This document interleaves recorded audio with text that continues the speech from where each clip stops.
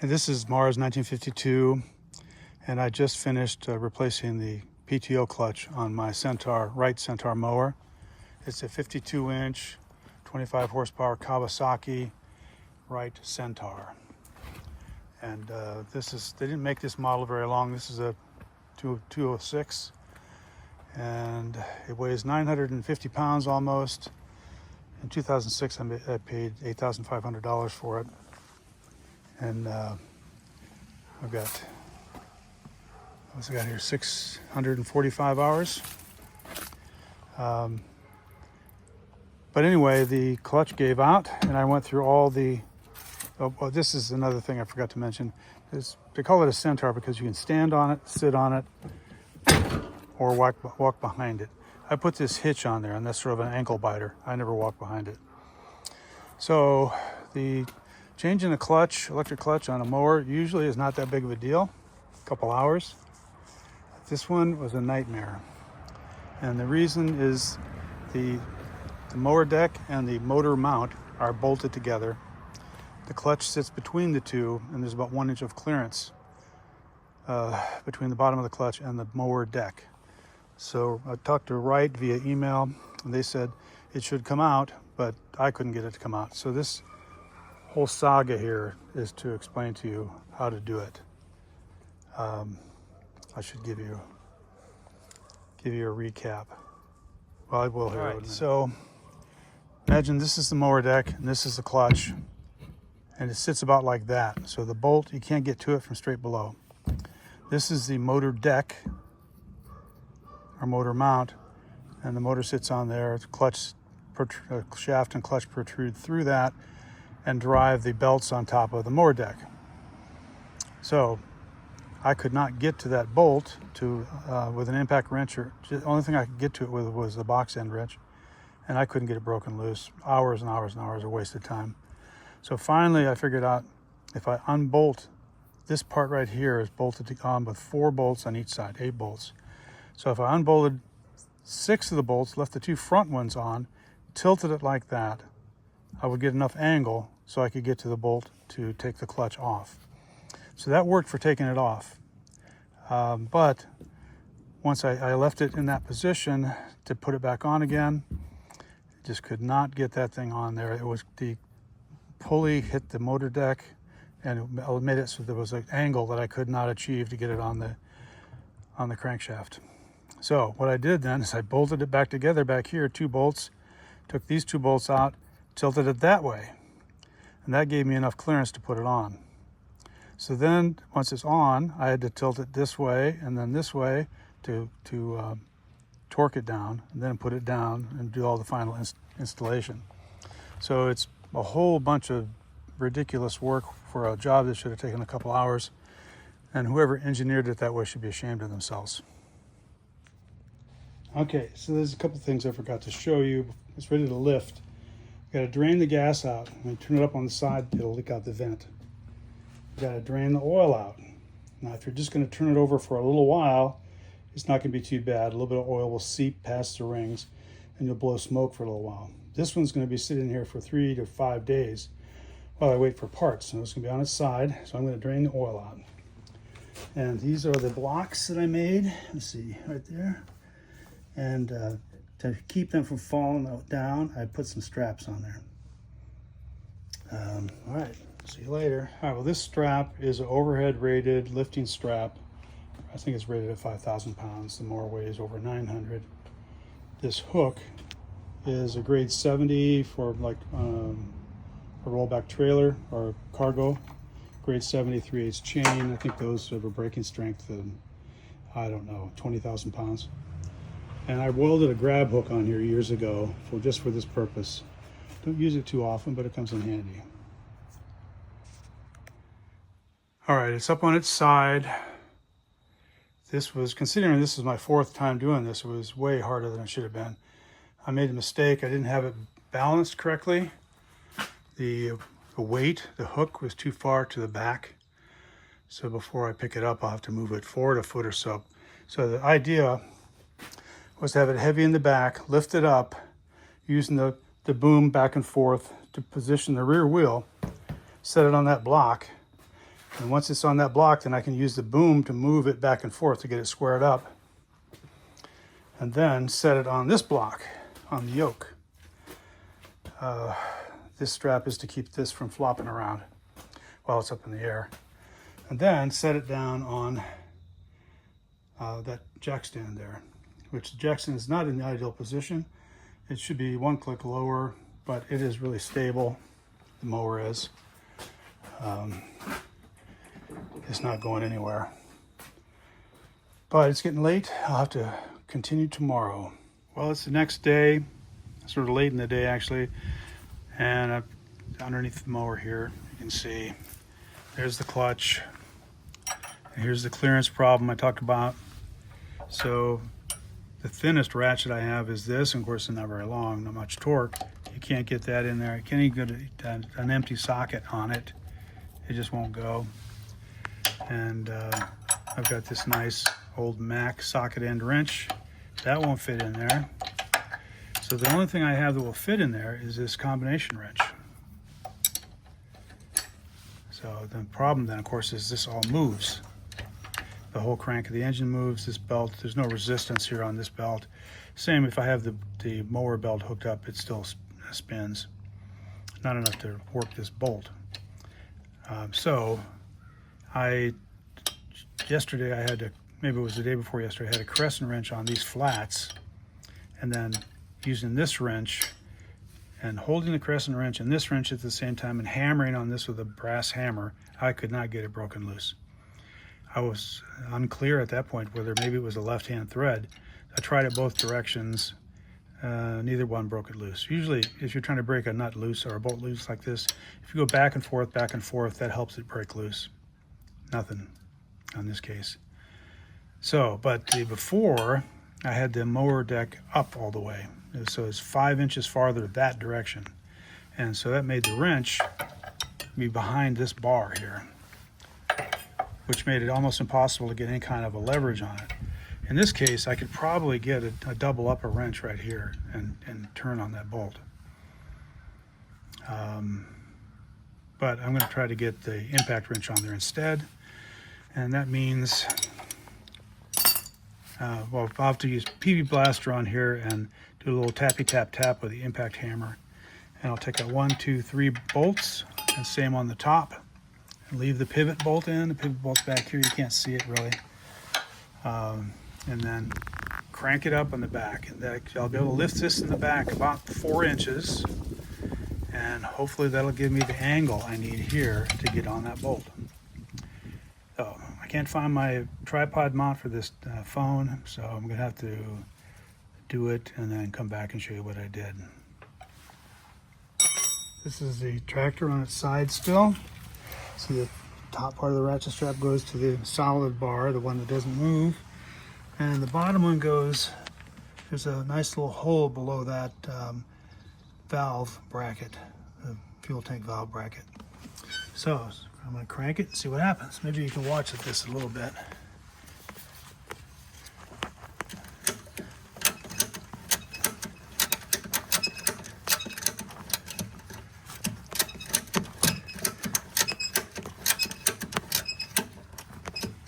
That's about as far as it wants to go for some reason. All right, let's see what it looks like on the other side. All right, it seems like we have success. You can see by the lack of dirt, there is a stop right here that this thing hits up against. I only lifted it up 1.5 inches, or maybe it might be more at the other end. But this fits on there now. I'll be able to impact drive that right off. All right, let's see if this works without securing the pulley at all.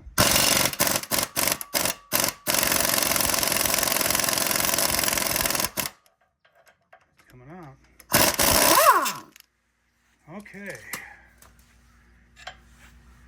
Now, the factory guy says I've got to get underneath with this with a pry bar on both sides and pry it out. Like he said, use a screwdriver on both sides. We'll have to see how that works. All right, I PP blastered in here and hit this with the impact hammer a bunch of times. You got to be careful not to hit it. I don't know if I'll have to reuse this. The new piece might come with that. But if you damage this, your bolt's not going to go in there easily, but you can always file it out. So it's supposed to be able to take 2 of these and get it to come out. And I'm surprised I can get under there with that. And you're going to trash this. Taking this thing apart, it's very unlikely that you're going to be able to reuse this again. But I'm replacing it. I'm 99% sure that it is bad. But you know how that goes. So I couldn't find 2 of these. And of course I can't do it with holding a camera with 2 of them anyway. All right, so I'm gonna lube and tap, tap, tap a while. I don't know if you'll be able to see this on camera, but I've managed to get it to move a little bit. There's a little bit of a gap in there. It's come out, I don't know, 1/16 of an inch or so, or maybe an 1/8. So once you get it to move, it's gonna come out. So I'll just have to, I'm gonna lube and tap, lube and tap, lube and tap, and and pry it out, and probably 2 or 3 more times it's gonna come out. All right, so it's moving, but I can tell when I pry on one side, it like binds. So I'm gonna use the crescent wrench to turn this so I can get to the back side of it to pry on that too.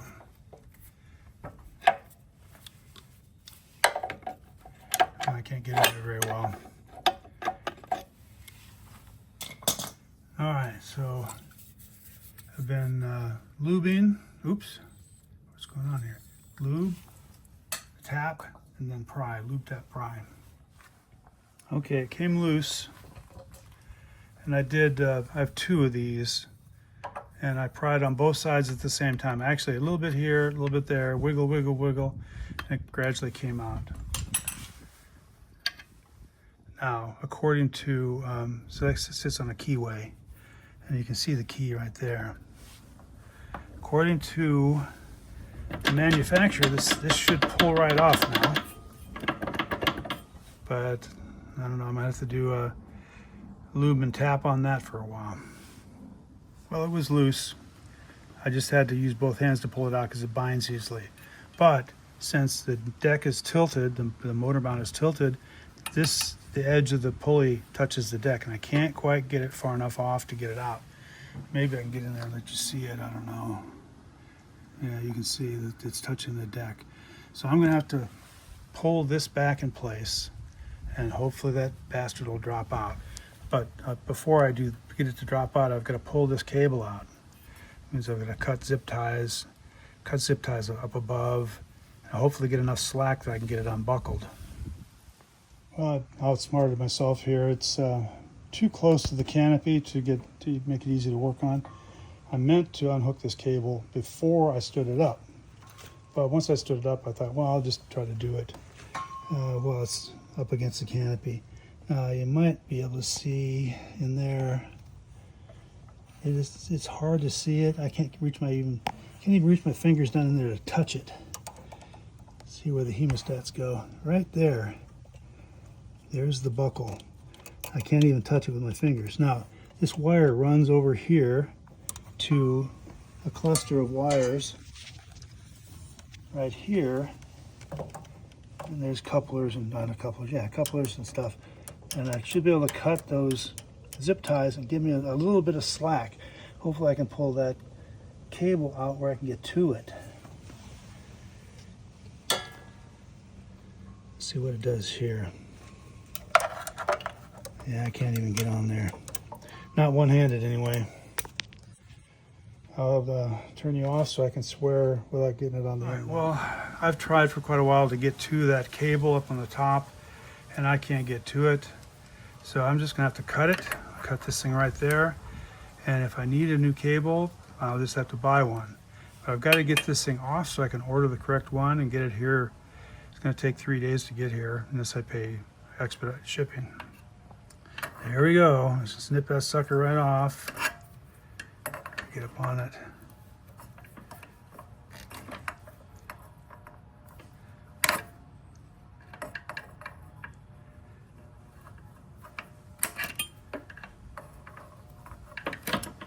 All right, it's cut.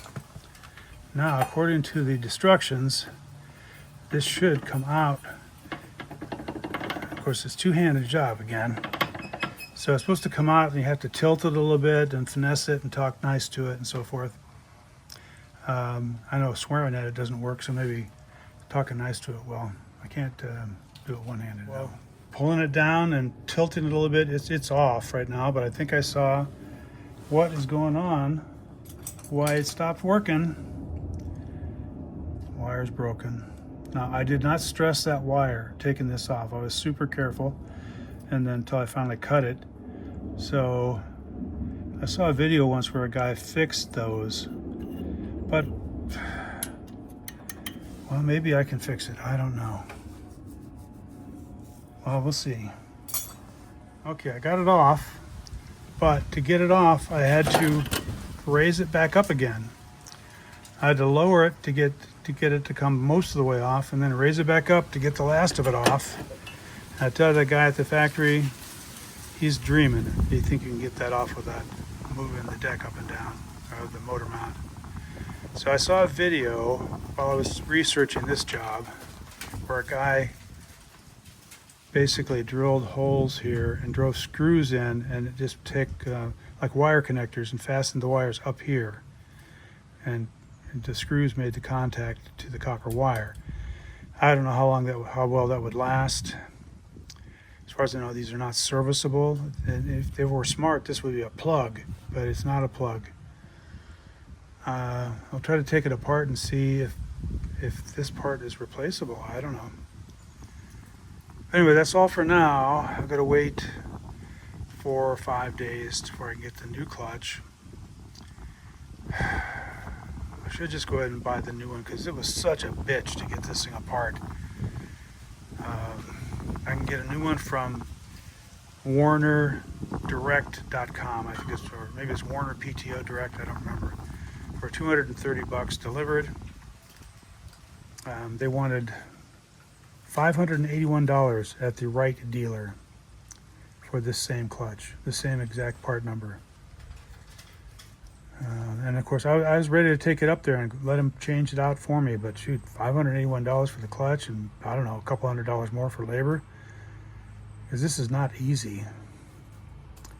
I suppose now that I've done it 5 times, I probably could do it in 2 or 3 hours, but I've spent 10 hours on this at least. All right, until I can figure out what to do with the clutch, that's all for now. I popped this thing apart. It just comes apart without any kind of bolts. It's pretty easy. But you probably won't be able to see it, but there's a crack in the clutch, or not the clutch, the magnet right there. The brakes are shot. This bearing is shot. That bearing is shot. And of course, the wire part up here is not replaceable. So I'm going to order a new clutch. Well, the new PTO came from WarnerPTODirect.com, and it's a 5218-215. That's what I ordered. When I looked at the website, this one was pictured with a wire coming out of it. It didn't show good enough to see whether it was a clip-in wire or not. This is the picture. And of course, this is what was on the machine, 5218-80. That had an integral wire.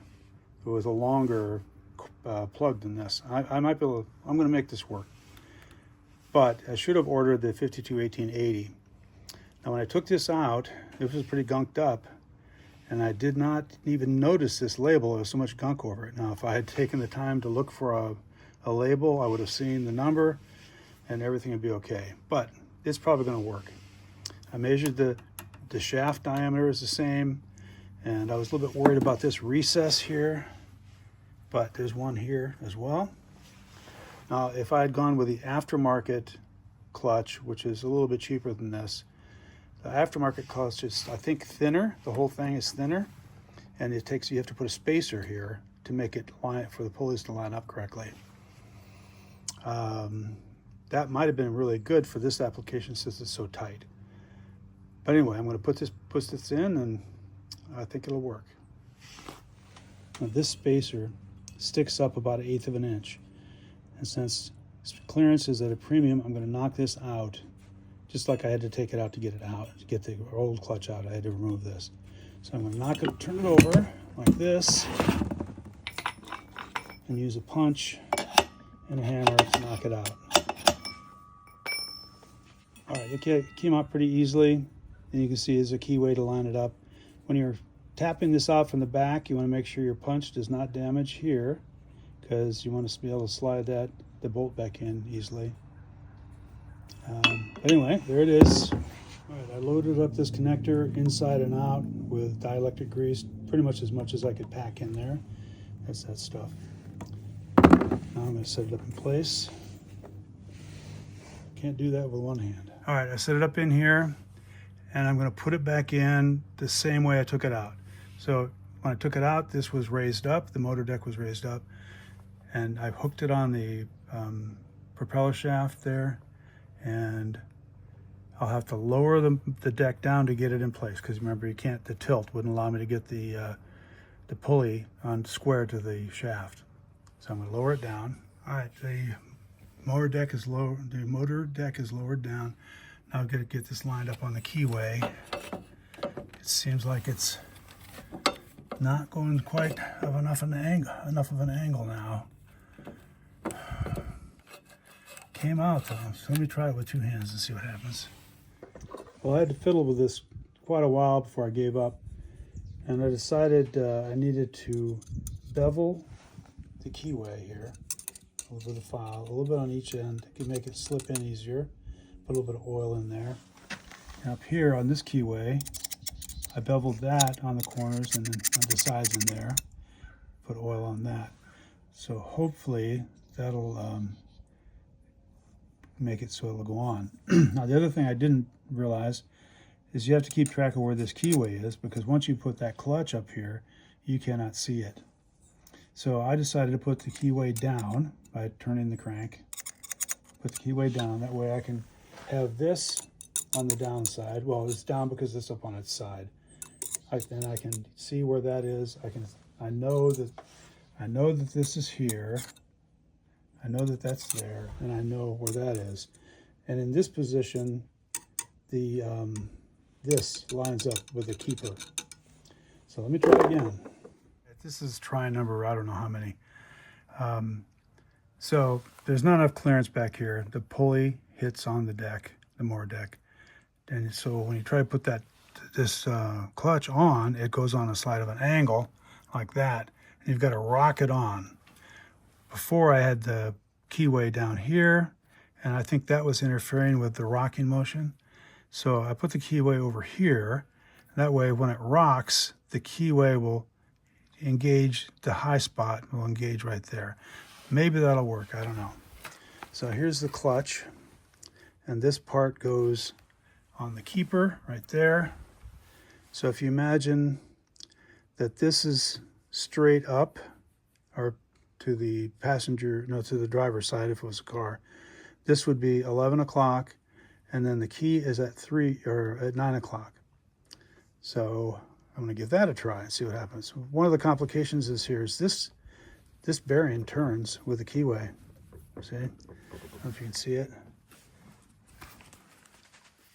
This bearing will turn. So, and you can't get to that really when you have it up in there trying to turn it. So I was holding it out here and trying to turn it. That wasn't moving. This whole clutch was moving. So getting it lined up with that keyway is pretty difficult with the limited amount of clearance that they allowed for this. Hopefully all my cursing will not have done any permanent damage to the engineers that built this thing. Well, I haven't made any progress. The deck is down in the normal position. This pulley is touching the motor deck. I should say the motor mounts down. Touching the motor deck in the back, and it's cockeyed. So I can put a couple fingers here. It's like that. That's how much clearance is here. If I reach around the back, it's just one finger. So it's cocked quite a bit, and it's not gonna. It just won't start on that keyway on the shaft, and I can't.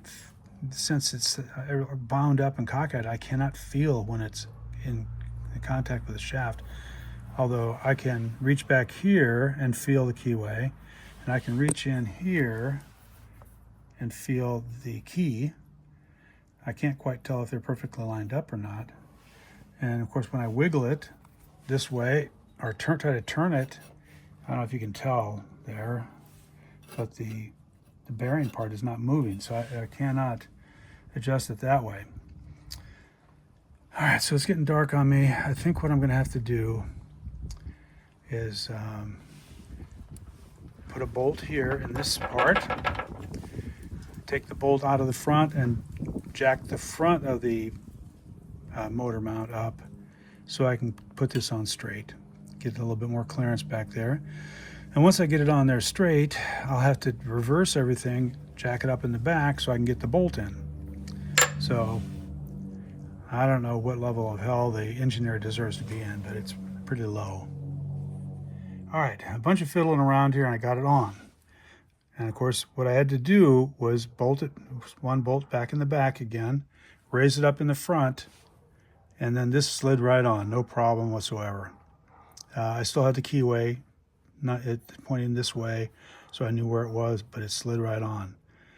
Now, to get that bolt in, I'm gonna have to lower it back in the front, raise it here in the back, put the bolt in, then lower it back again. So anyway, let me go ahead and keep putting it together. Well, I'm back at it on day number, who knows, of working on this thing. It's been taking forever. I wanted to show you this while I can get to it with the camera. There's the end of the wire. You might remember from my earlier rantings that it's not going to be long enough. But I'm going to take the existing wire and put these spade ends on it. And these will plug right into there. I can't do it with one hand, but they just plug right in. Maybe I can do it. Yeah, like that. And of course, that'll be slathered with dielectric grease. And it's just a matter of doing black to black, red to red. The wires coming from the other direction are the same, black and red. And I've got to thread it up through, thread it up through that hole right there. And then there's a hole right here where you put the zip tie. And this has to be carefully placed up through there so there's enough slack in it so that when this thing bounces around like that, it won't break the wire. But also secured so it doesn't get in the way of all the other stuff. So one of the other things I'm going to do here is I'm going to get this belt and put it up on there because it's a little bit, right now the motor mount's tilted that way, and when everything's in place, there's not much room between the pulley and the deck, motor deck, and you have to really squeeze that through. So I'll get that started ahead of time. Now I've got to switch it back to where it's pivoted in the back, and this goes up so I can get to this and put the bolt in. Now when you have to take these bolts out a bunch of times, move the motor mount a bunch of times to get it lined up so you can get the bolt back in there, you need a drift punch or something like this so you can see how that can move that around, get it lined up. There's a bunch of that to be done. I can't reach it, or I can't film it and reach it at the same time. All right, well I have it jacked up in the back so I can put the bolt in. Now I'm going to torque this down. It's important not to over torque this because you can damage the bearings. Everything gets crushed a little bit. Your clutch won't last very long. So this is run down to, it's almost down all the way. Got this torque wrench set to 55 foot-pounds. Got a 1 3/8 open end wrench here so that when I torque it'll bind in place. Hopefully I won't have to use two hands. So got to turn off the camera again. All right, so the bolts are all in, it's torqued. Next step is to get this wire up through there. I put the zip tie in ahead of time. I used a really long one. The factory used a tiny one, but I can't get up in there. So I fed that up through there with a forceps. I'll zip it tight and then snip it off. And before I actually tighten it up, this has to be threaded up through this hole up here. I think you can see it. I have to use forceps to do that too. Well, I was about to do a final checklist video. I looked in here and this is just incredibly close, and the whole bracket is close to the belt as well. So I looked at the old pulley, the old clutch, and this part doesn't stick out as far. The new one, it plugs in about the same place, but the plug buckle sticks out about to here. But these wires were just totally bare and unprotected. And they come out in the same place on the new clutch. So I'm tempted to take it apart again, which would be a giant pain in the butt, and use this locator up here. That would move everything over.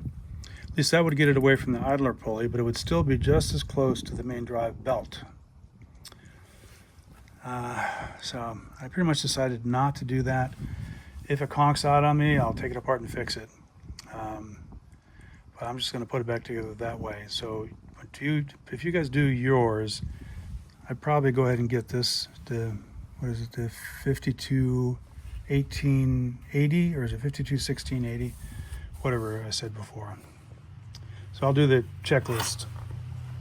Okay, so here's the checklist. Make sure all your bolts are tight. I just ran these down with an impact wrench. I did not do a torque. Make sure this is torqued 55 foot-pounds. Put your belt in place. Make sure your wire is zip tied in place and through the hole.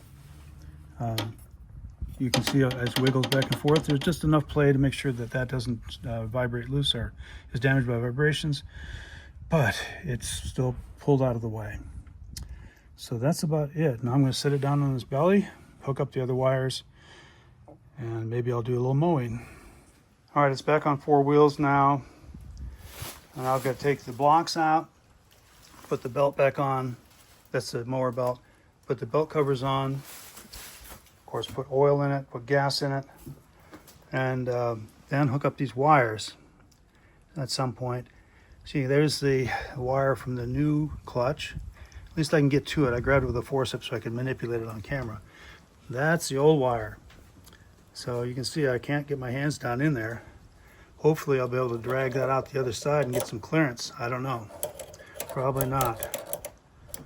It's sort of annoying. All right, well, I managed to fish the wire. This used to be connected right to the clutch through here, and that's the untouchable connector. And so I'm going to trim this sheath down a little bit so that I can get the wires exposed. And I will trim the wires off and put these on, then fish it back through there. And I'll have to use the forceps to manipulate it to plug it in. Black to black, red to red. All right, I've got the spade ends crimped on here, liberal amount of dielectric grease inside and out. Now I'm going to thread it down through there to hook up to the other side. All right, well there it is, down there, plugged in. Be careful to put red to red, black to black, although I don't think polarity makes a difference. So I'm going to test it, and after I test it, I'm going to zip tie this up out of the way, just to make sure it doesn't creep back down. All right, so I'm going to test it, listen for the click. My PTO switch is halfway out because that was part of the testing process. Once I'm sure everything's done, I'll put that back. All right, let's see what happens. Makes a click. That's half the battle. Now let's see if it runs. Well, I just mowed 2 hours. It seems to work pretty well. Didn't tear up the wires on the clutch yet, but we'll have to see what happens. I'll let you know, I guess, of the follow-up video if it breaks.